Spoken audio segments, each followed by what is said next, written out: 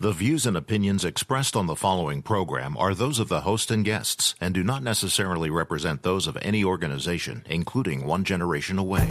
The freedom of a people to choose its leaders is the root of liberty. Keep alive this experiment in liberty. Liberty, in case you've forgotten, is the soul's right to breathe. Government should be very minimal in protecting liberty. Peace cannot be purchased at the cost of liberty. The sturdy ground of liberty. Liberty once lost is lost forever. Fight for their liberty and for our security. Guarantees individual liberty. This great republic, born alone in liberty. Liberty. Liberty. Liberty. Liberty.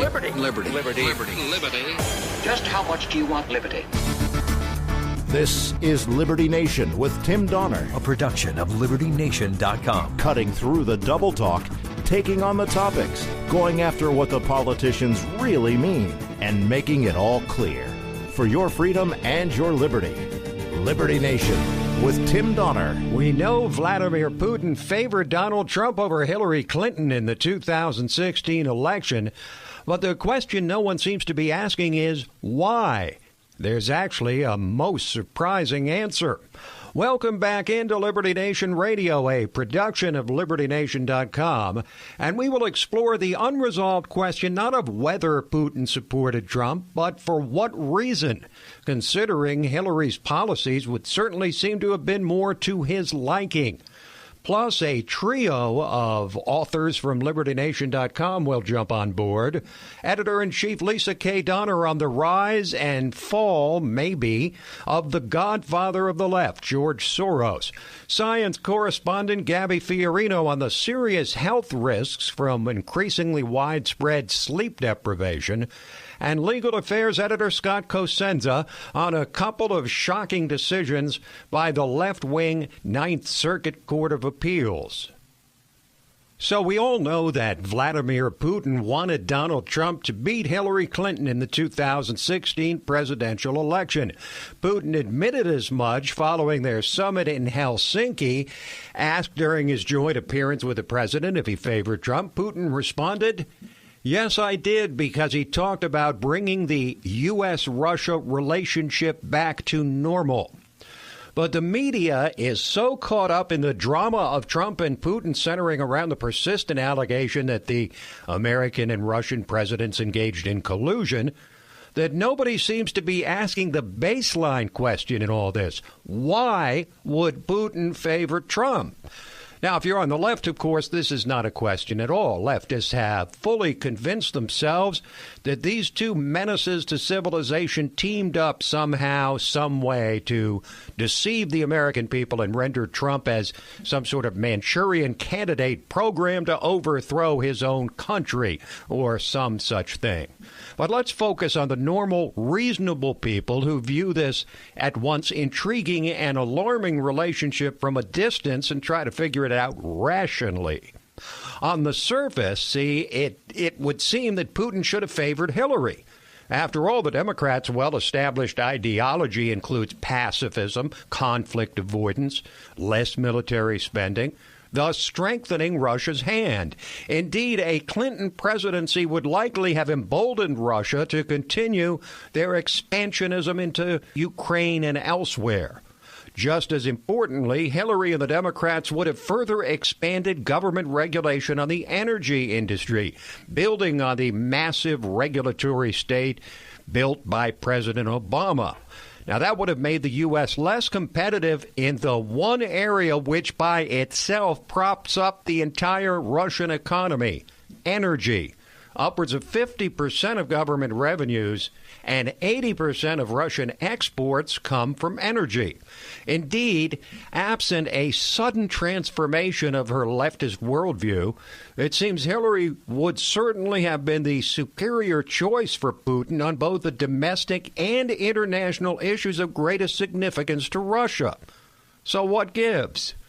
Well, what if Putin's relationship with Trump was based more on wanting Hillary to lose than wanting Trump to win? What if Putin had it out for Hillary, no matter her ultimate opponent, since Mrs. Clinton's days as Secretary of State? Now, we all remember Hillary's laughable Russian reset with that big red button and the wrong Russian word and all that. After that, nothing much seemed to change in the relationship between the U.S. and Russia other than Barack Obama's proclamation of the oxymoronic leading from behind. But all that changed in 2011.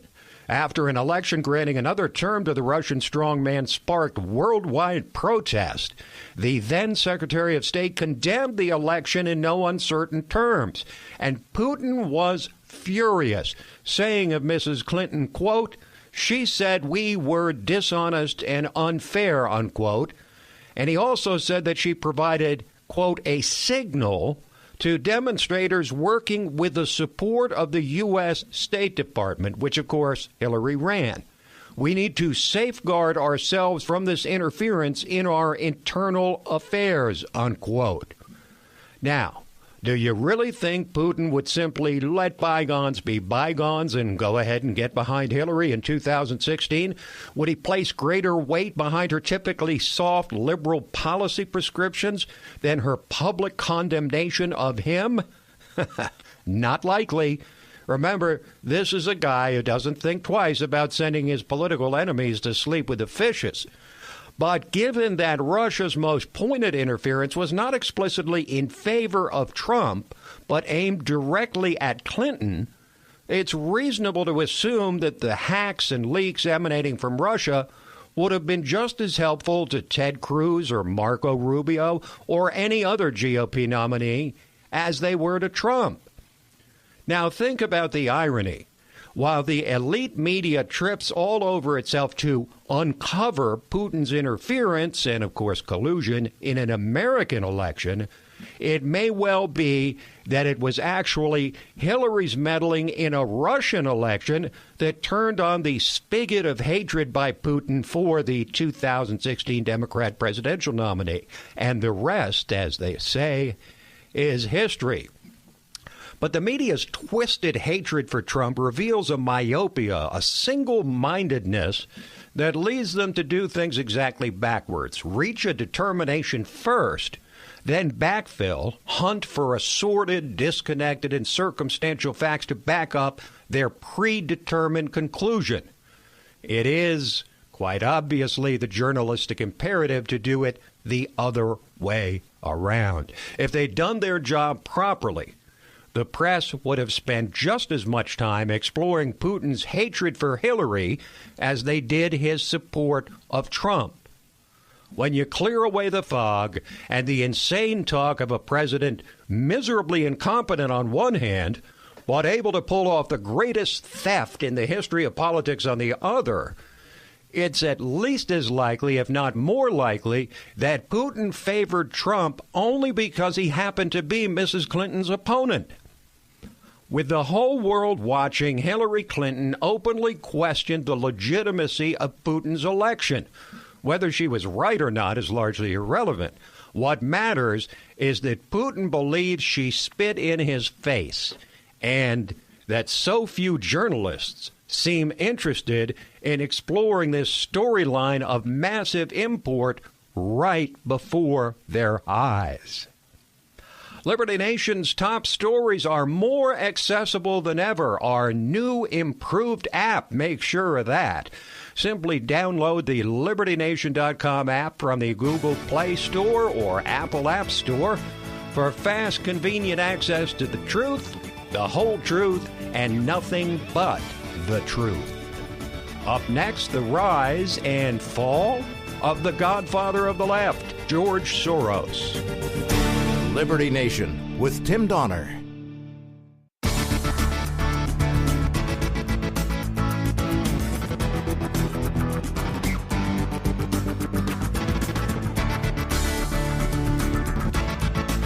We believe that all men are entitled to the blessings of liberty. This is Liberty Nation with Tim Donner. The anti-Trump, the godfather of the left's answer to the Koch brothers, the man who broke the Bank of England, All nicknames for the most famous, infamous, notorious bankroller of the most leftist socialist causes on the planet today, George Soros, who seems to have his hand in every radical left-wing movement from Black Lives Matter to Antifa and beyond. He's the man who makes it happen for the increasingly beleaguered American left. But it seems that his own influence is on the decline, and he acknowledges it. And here to talk about it is LibertyNation.com editor-in-chief Lisa K. Donner. No relation. Ha. Okay, she is. Author of a piece on our site this week entitled Soros Has the Leftist Beast Been Slain? And she joins us now. So, Lisa, you led off your article with, those on the left may want to issue a collective sob. Their hero and champion George Soros is worried that he's going down. Yes, he's fretting that the battle to convert the world to his vision of utopia is all but lost. Now, your article's based on a lengthy piece in the New York Times Magazine. Are you saying that Mr. Soros believes the ascendancy of Trump and the left's inability to run him out of office yet will indeed be the ruin of them and their fundamental transformation of America? Well, interestingly enough, Tim, the epic-length piece in the New York Times Magazine only touches on Trump. They talk much more extensively about his efforts in Poland, his home of Hungary, Italy, of course, Great Britain, all places where his money has not succeeded in changing the society the way he wants it to go, his version of utopia. So, in a way, the U.S. was just kind of an add-on. Right. He's not just setting his sights on America. He's setting it on the whole world. And it's striking, though, that he admitted, as you covered in your article, that he's confronting the possibility that the goal to which he has devoted most of his wealth and the last chapter of his life will end in failure. So he's feeling like he's losing the battle. Yeah, he really is. And he came off in the article as quite a pathetic character. He said he wishes he had more friends. He said he was sorry so many people hate him. You know, he's 87 years old. Maybe he's looking back at his life and not pleased with what he's seen. How much did Soros contribute to Hillary Clinton and the Democrats? And how much has he spent since then on midterm elections and the like? The FEC reported, that's the Federal Elections Commission, reported that Soros, in the last presidential election, put in just over $22 million. Now, other reports show him putting in about $25 million. So somewhere between $20 and $25 million he ponied up for Hillary and company and her friends, and, of course, lost big. Then he is, believe it or not, bankrolling now a effort to get rid of Brexit. And of course. He's put in another cool $15 million toward the Democratic midterms.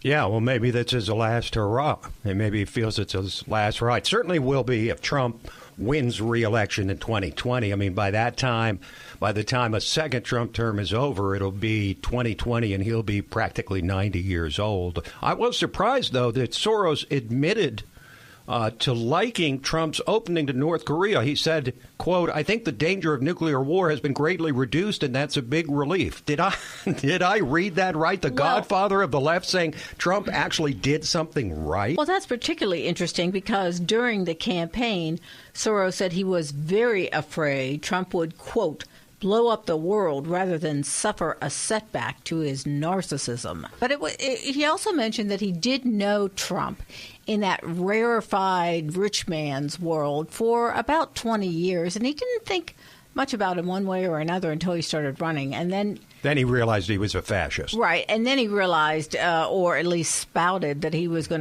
Trump was going to start World War III.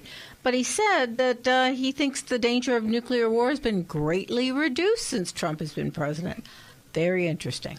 Yeah. I mean, to hear anything good about Trump from the hard left is a rare thing indeed. He also said, by the way, during the campaign, from your article that I think this was actually after Trump was elected. He said the president would like to establish a mafia state. When I pulled up that FEC report, I was interested to find out that of the top 12, Soros was number 12. Bloomberg was number 10. He actually put in more money than Soros.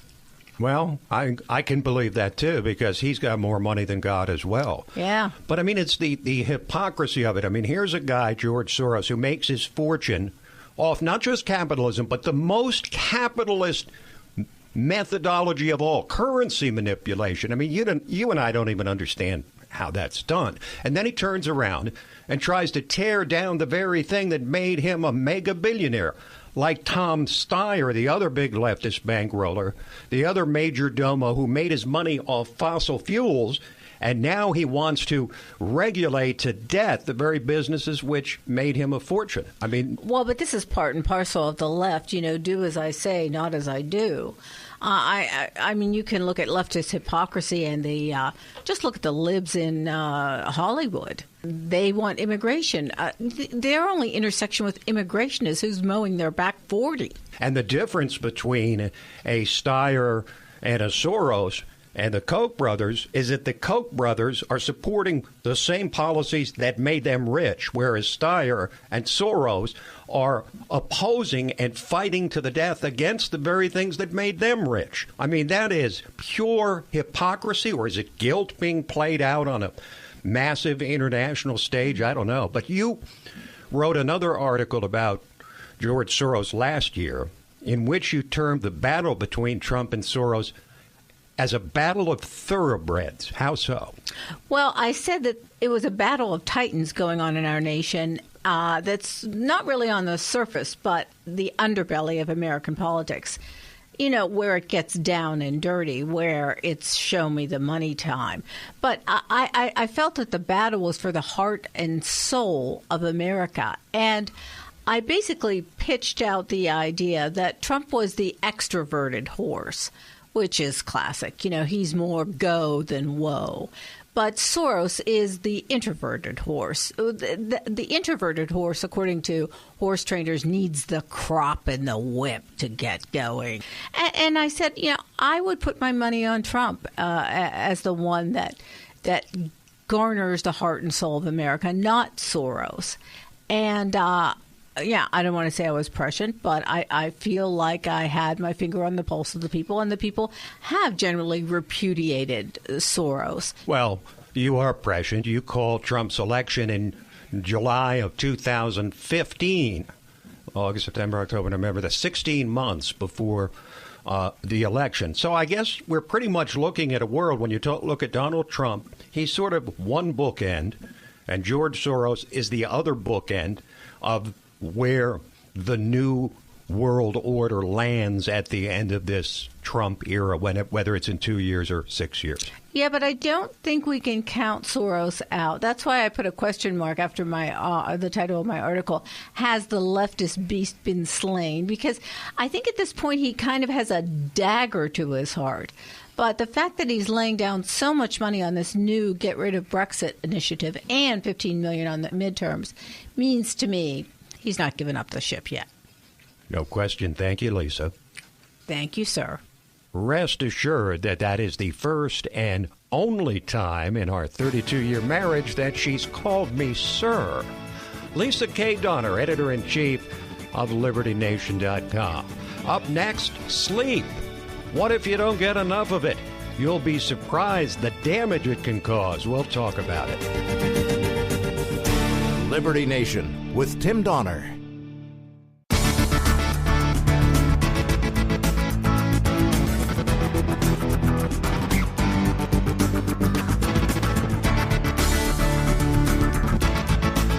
We believe that all men are entitled to blessings of liberty. This is Liberty Nation with Tim Donner. Sleep, precious sleep, the mother's milk of a good life. Now, I don't know about you, but I have personally spent countless time and effort and money in search of the best sleep possible. Expensive mattresses, comforters of just the right thickness, the room set to just the right temperature, digital lights covered, melatonin pills, and stronger stuff for many people, but not too strong and not too weak, all in search of that mostly elusive perfect night of sleep. But if you think losing sleep means nothing more than being a bit more grouchy the next day, think again. Our resident millennial and science correspondent at LibertyNation.com, Gabby Fiorino, has written a compelling piece entitled The American Sleep Deprivation Epidemic. And Gabby joins us now.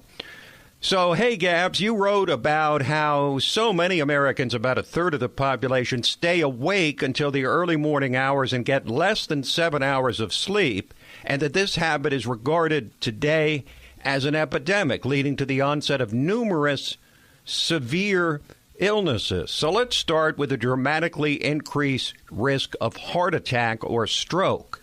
Yeah, so this is a serious epidemic going on with Americans getting less than 7 hours of sleep. That's considered sleep deprivation, and being sleep deprived causes risk of heart disease and stroke to increase by 200% over one's lifetime. And heart disease right now is the leading cause of death in the U.S., with about 610,000 dying from the condition each year. Now, we know the immune system is the key to health, the ability to fight off infections and viruses. And you discuss how insufficient sleep compromises the system's ability to fight cancer cells, and that there's a dramatically increased risk of cancer associated with sleep deprivation. Exactly. Cancer risk is actually raised by 40% in those who are sleep deprived. And a study that was done found that tumor growth was also significantly increased in lab rats that it was tested on.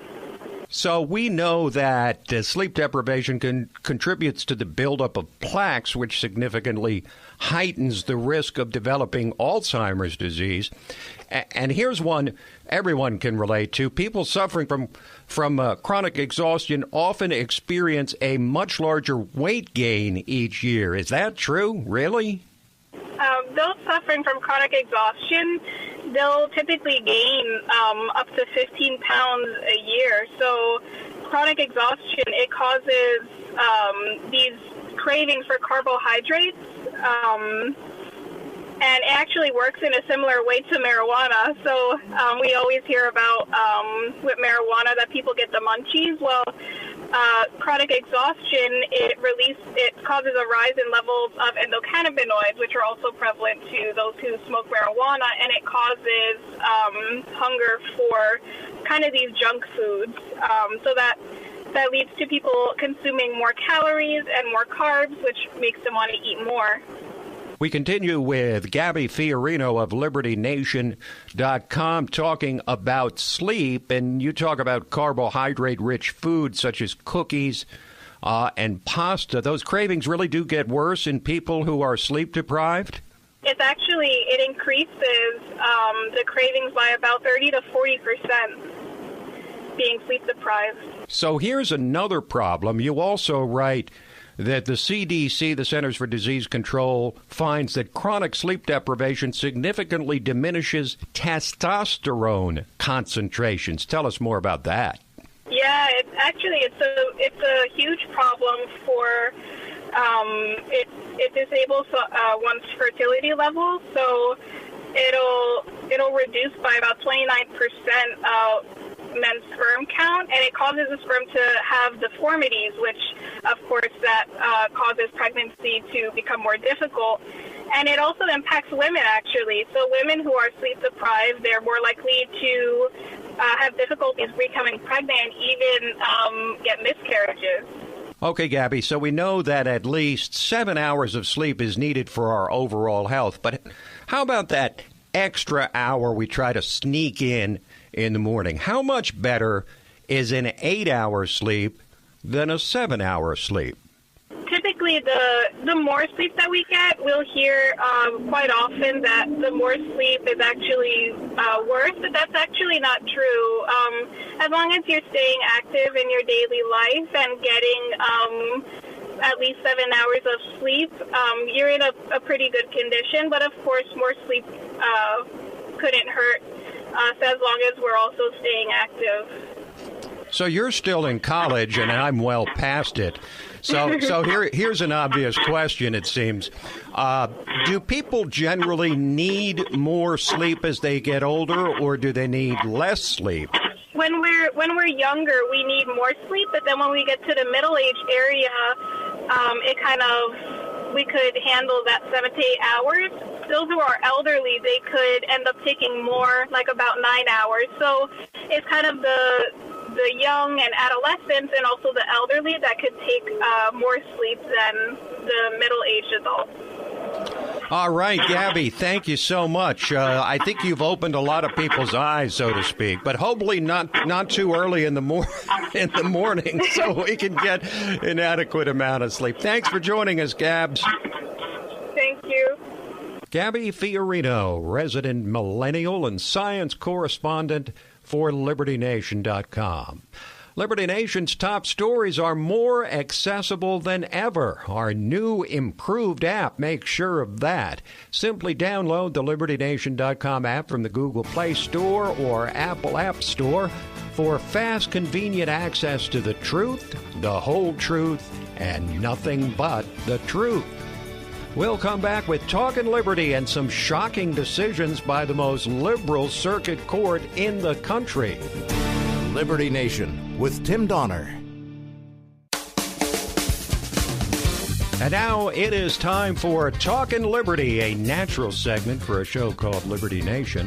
It's when we welcome in our regular contributor, constitutional lawyer, and LibertyNation.com legal affairs editor, Scott Cosenza. Hello, Scott. Mom says it's the best part of the show, Tim. So there you go. My mom? Now we're in trouble. Oh, your mom. I think probably both might agree on that point. I don't know. I'll have to take a poll. I'm afraid to ask, to be honest with you, but we'll let that sit for the moment. All right. And talk about one of the most controversial decisions made by the Supreme Court in recent years back in 2004. And the thing about it, Scott, it's the Kelo decision. An outrage. And it sparked outrage on both the left and the right. Everybody objected to the so-called Kelo decision, and now the House of Representatives has taken action to try to make sure that something more favorable towards landowners will occur. It was a pretty cool libertarian moment in the country when the decision came out, the reaction to the decision. The decision itself was an anti-libertarian moment, an anti-liberty moment. The decision itself said that the city fathers of New London, Connecticut, could condemn or seize land under the power of eminent domain that the Constitution gives governments, not for the benefit of building a road for the community or a bridge or hospital, but to simply develop land for the private benefit of landowners. Literally, it's like saying if you and your friends can convince the city council members to take Old Man Johnson's farm from him because you want to build a golf course, well, the fact that Old Man Johnson wants to keep his farm doesn't matter anymore, and that's what the decision in the Kelo case decided, Tim. Mm-hmm. And it was really the people on the left were shocked by it because it's sort of a pro-corporatist decision, if you will. Yes. And anybody on the right with the remotest sense of libertarian leaning recognized it for what it was, which was a full frontal assault on property rights. I think it's important to say that Congress does often, even if it's delayed, use Supreme Court opinions to then base legislation on, and that's what we have here. James Sensenbrenner, Tim, introduced this legislation, which has passed the House, and basically it says, hey, look, if you're going to condemn properties for economic benefits of your friends and not for the public good, then you can't get federal funds. And I think it's a very good fix. A fix would be that we have a firmly established right in law. That's not what we have here. But it's good that they're doing something, and we know that states and localities respond to these kinds of incentives. That's why they're in place in other areas. So I think it's a positive. Contrary to what many people think, the Supreme Court does read the headlines. They read the newspaper. They know what's going on in the world. They know that nobody almost nobody likes the Kelo decision. I haven't heard a single person defend it. Yeah, you can't find a defender. Do you think this particular court, assuming that Brett Kavanaugh is confirmed and we have a solid 5-4 constitutional majority, although that won't break down necessarily among constitutional versus leftist lines, do you think this court will be looking for an opportunity to overturn the thrust of the Kelo decision? Now, I think your choice of language there is interesting when you say looking for an opportunity. Then that means that there are justices on the court that have a bugaboo about this case, are particularly motivated or have some energy behind it. I don't know I haven't seen anything about that, Tim. There may be, that may exist, but I haven't seen that reported anywhere and don't know from other facts that I know about their jurisprudence that that's the case. But who knows? I can't imagine, knowing what else I know about him, that Justice Gorsuch thinks that the City of New London v. Kelo was properly decided. But that doesn't mean he's going to try to expend his judicial energy on correcting probably that. Neither does Ruth Bader Ginsburg or Justice Breyer because of the bipartisan outrage. The truth is that this is a problem that, while it is extreme and outrageous when it's applied to certain people, it's rarely applied to people. So it's not something that happens all the time. Right. It's an outrage when it does. But sets a bad precedent. Yeah. But now let's talk about the shocker of the week. Out at the Ninth Circuit, often called the Ninth Circus, which is the most reliably far left-wing court in the country, they actually ruled for the right of people to open carry guns. Am I misreading the headlines on this? Two gun cases out of the Ninth Circuit, okay? That's the first one. And yes, the Ninth Circus. I don't want you to kind of like get ahead of yourself and thinking that, cats and dogs are going to start living together and it's a world gone mad. That there are many judges in the Ninth Circuit, okay? And the cases that we're talking about now were decided not by the en banc or full court reviews. They were decided by 3-judge panels. So all you then have to get is 2 judges to agree. And so I just want to caution you that we don't have the news today isn't that the Ninth Circuit is no longer. They didn't suddenly flip become constitutionalists. Right. There are some judges there. As a matter of fact, Judge Diarmuid O'Scanlan is one of the sort of big time judges on the Ninth Circuit. He's a libertarian. He was in Sharon, Connecticut, at the founding of the Young America's Foundation on Buckley's estate. He is, he's that kind of guy. So he's on the Ninth Circuit. Just to give you an example, there are outliers. He wrote the case that basically overruled Hawaii's impermissible restriction on the right to carry, saying that people have the right to carry guns. Tim, Hawaii will almost certainly, I would bet a lot of money, Hawaii will appeal this ruling, and we will see an en banc review, and who knows what we see. In light of Supreme Court precedent, we could see a decent ruling out of the Ninth Circuit. I don't expect that we will, but we could, and then we could see this case go to the Supreme Court.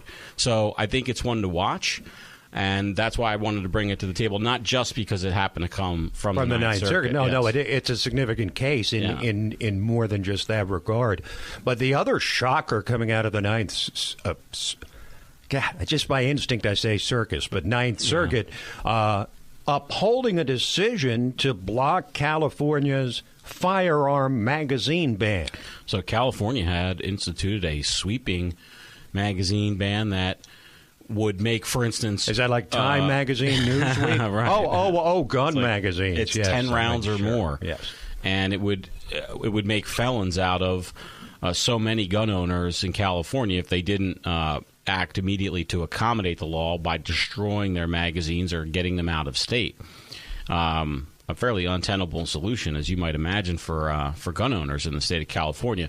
A judge blocked that law from being implemented, and the Ninth Circuit was asked to rule whether the block of that law was legally permissible while they fought it out. The Ninth Circuit says absolutely while you're fighting it out, and so that's a big win for the pro-gun side in California. It's not the biggest of wins. It's not a ruling that says from the Ninth Circuit en banc, yes, this is impermissible. The magazine ban does not withstand scrutiny of the Second Amendment. We can't have that. That's not what this says. But it is still good news, and it is surprising for good gun news to come out of the Ninth Circuit. Mismanagement in Seattle, the new Seattle street. I mean, there's no only government. There's no city really further left than Seattle. I mean, it makes San Francisco look like Alabama, and in that fair city in the state of Washington, streetcars were made too big for the tracks they've got to ride on at a mere $52 million. Well, that's a rounding error, Scott. You know, Tim, what I thought was interesting about this story was how after it was revealed that the city spent all this money on cars that won't fit its tracks and will have to have new maintenance facilities built, is how the leaders of the project and the various city commissions and the mayor resigned from office because they cost the city people so much money. Oh, wait. No, I'm sorry. Nobody resigned. Nobody's going to lose their job. Nothing bad's going to happen. Wow, you had me there Just for a the moment. citizens of Washington and Seattle are going to have to come out of pocket for more dough. And that's it. And that's why I brought it to the attention. There's economic liberty questions when they just throw away money like that, right? Where's the... Well, where's the outrage from the taxpayers? I mean, those are the ones that have to raise the flag and dispute. But by the way, for a system that, like all other streetcar systems, if we know about in this country, will be underfunded, won't meet revenue, will be over budget and won't meet revenue projections. Now, it does beg the question, and you and I have talked about this before, this love affair with streetcars and what they call these fast trains. Right. Light rail. Yeah. Many studies have been done showing that it's far more economical, makes much more sense, and serves the people who most need to be served by building buses. The data more is buses. in. Yes, the buses are there. I don't even know if you need to build them. Put the lines up. It's probably it's unambiguous evidence, is it not? Yes. Oh, yes, Tim, 100%. Bus lines cost a lot less. They offer you think about building a new train station. How flexible is that? You want to put it in a new bus stop. You can do it in a weekend. Yeah, and buses can go anywhere. Yes, They're not confined to the track. It's 100%. And if you think about how much more freeway space or bus lanes you could have by opening up those light rail lines, they operate some key real estate in rush hour corridors. So isn't it really the elitists, the limousine liberals, the suburban housewives who want Amsterdam to the right. to the Potomac or whatever, right? I mean, pretty much they'll talk about Metro all day long, but you know what? You don't often see them on a Metro train, by the way. Okay? Funny about that. Yeah. They're all just confined to one car at the front. Right. While the steerage are all in the cars behind them. All right, quickly.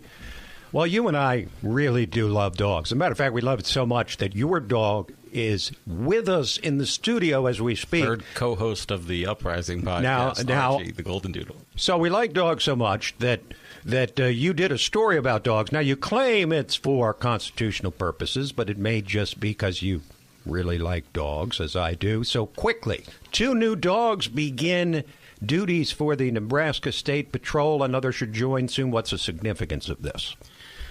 Tim, I think it's significant because in this drug war situation we have in our country, so many states are peeling back the layers of drug war laws to get back to zero, and Nebraska is adding them. They're adding these dogs not to help find missing children or track down dogs for people that have their dogs missing. These are drug dogs. They're designed to pull over people coming from Colorado, passing through Nebraska with marijuana in their car. That's right, yes. Okay, so that they can then use these drug dogs.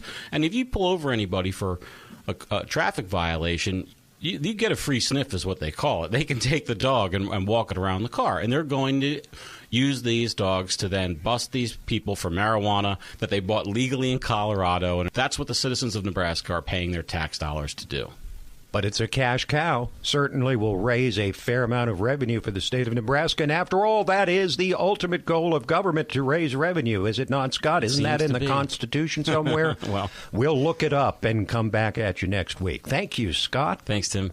This program, Liberty Nation Radio and LibertyNation.com's own podcast, The Uprising, are available to you on demand at LibertyNation.com and, of course, from fine podcast providers everywhere. So that is it for this week, but we'll be back here next week, same time, same station. Till then, this is Tim Donner saying, stand up for liberty. And we'll see you next time on Liberty Nation.